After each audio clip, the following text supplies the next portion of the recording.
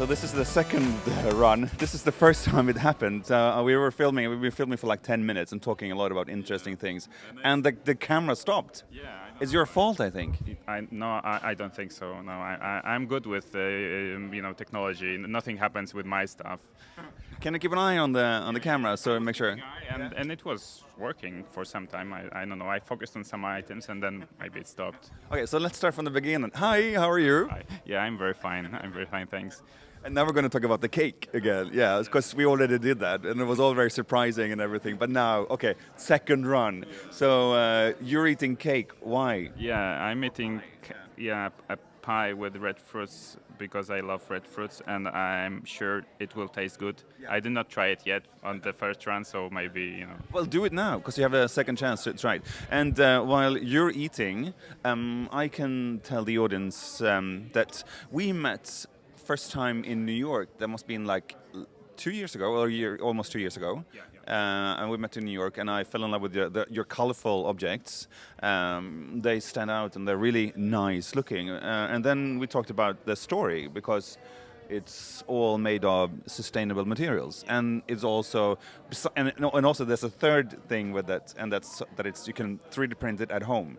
So you have a clever idea. And when the camera stopped, we talked about the Greta effect. Well, we'll come back to that maybe. But now, since this is the proper run, who are you? So we are UAU project, or WOW project. We are two designers, I'm Milosz, and Justyna, which is my partner. We are a couple in real life. We are a couple of designers. And we found our way, or try to find our way around using 3D printing as a manufacturing method of beautiful household items. So we work for the past 3 years on bringing these items to life. We are learning the technology, we are learning the computer language to give us the possibilities to create these wonderful shapes. Because it's not so obvious. It's in parts. It's algorithms are helping us. In parts we are. Hold the mic. I'm going to show the camera.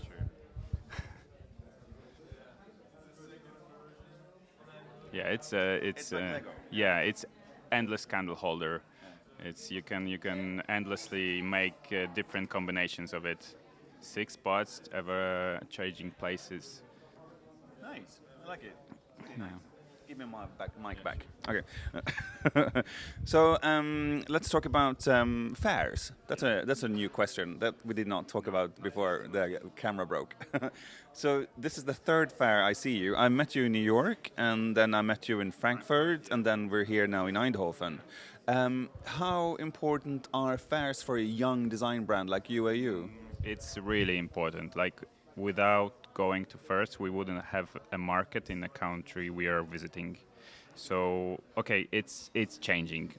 Yeah, because now, before coming to Eindhoven, we already had started to have a market in Netherlands, like for the last half year. Yeah. But I guess it was because of us a bit, saying in the background that we'll be here. But before, our first fair was in Paris during the Paris Design Week, and after that, the market for France opened, and only for France.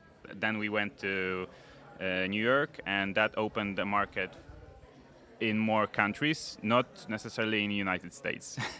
But then Frankfurt also opened a lot of other possibilities. So yeah, it's really important to show yourself, to get in touch with a real person and talk and meet such wonderful people like you and more, and talk about this stuff and exchange views, exchange knowledge. It's really important. Yeah, we live in a global society today, so meeting is important as well. But 2020, are you going to do more fairs? For sure, we will go somewhere. We don't know where yet. We will focus on that when we come back from here. I don't know if we will do more than one, because Which one are you doing? Which one are you considering? Stockholm, Milan. Stockholm and Milan, I guess. it will be the battle between those two. Well, I think your products are extremely interesting, extremely nice, but I wonder if Stockholm's your audience, because Stockholm is really fixated on those natural toned down colors. So it's going to be really tricky. And the challenge with Milan is there's such a noise. So how do you get seen there? That's why we didn't go to Milan first or in the first three picks, because we knew that it's the hubbub, a lot of stuff happening. We would get lost, nobody would see us. That's why we went to Paris and not to the biggest fair. We always choose this side fairs. Like not the side fairs, but during the design week we choose the smaller events. Because we think it's better for younger designers to show yourself in this smaller events. But how do you survive? There's two of you, and I mean, how many candle holders do you sell? I mean, how do you survive? Is it like teaching, or how do you survive as a couple? Yeah, this started to make profit this year. But apart from that, we also provide designing services. And we gave lectures. We will maybe start to teach someday, but we don't do it now. So we have a spectrum of, or we had a spectrum of other earning possibilities. Now we are focusing on that because it started to make profit.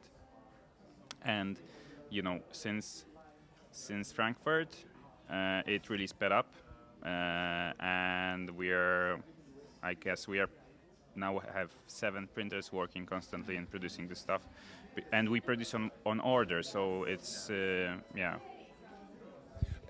One of the concepts is, of course, that you could sort of download and print your own. How many do that? How's that working? We started with that, and we thought it will be our only revenue to sell only the digital file. Or in part we sell, in part we give some items for free. But we thought that we will have a revenue from the selling of the digital files, and that started in 2013, I guess, when we started to work with the 3D printing.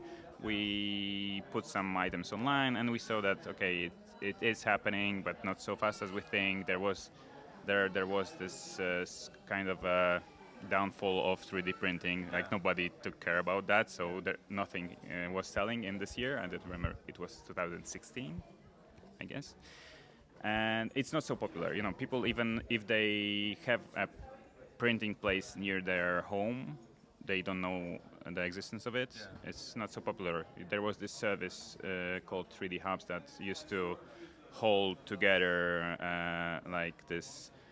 You could register a printer there, and everybody could find it. So it was a really good tool to search for this option if you don't have a printer to print stuff yourself. But then they changed their business model and they don't provide that service anymore. And so I guess that's the biggest thing that made us manufacture our objects rather than sell the digital files, is because people don't know where to print it, or the printers are really difficult to operate. So even if they buy it, they won't get this kind of quality that we have. I think that's also for the future for a while. So you've been doing vases, lamps, and candle holders. Yeah. Are you approaching other areas? Are you going to do like door handles or like hats, or I don't know? Where the material gives us the possibilities, we will try to design new stuff. Now we made the table.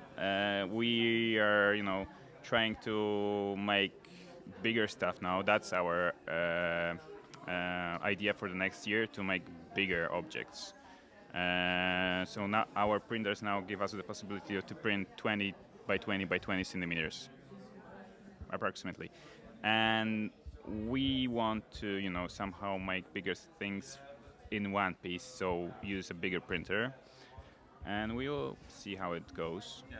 I know the Swedes here hopefully will cooperate with in February. They're doing chairs, so we'll see how that goes. We talked about also on the other segment about the plastic, because the material itself, I think, is also like an interesting story. You said it's bioplastics, or partly bioplastics, and then also partly recycled PET bottles or PET. Like mostly we use PLA, which is plant-based bioplastic made in Europe basically from cornstarch, and it's biodegradable in industrial facilities, so it's not so polluting the planet. And the next material we use is the gray one. It's recycled PET, and we worked with the manufacturer to make this kind of depth material that it's a blend of transparent PET with black flakes, so it's a kind of this has this internal depth of the thin wall.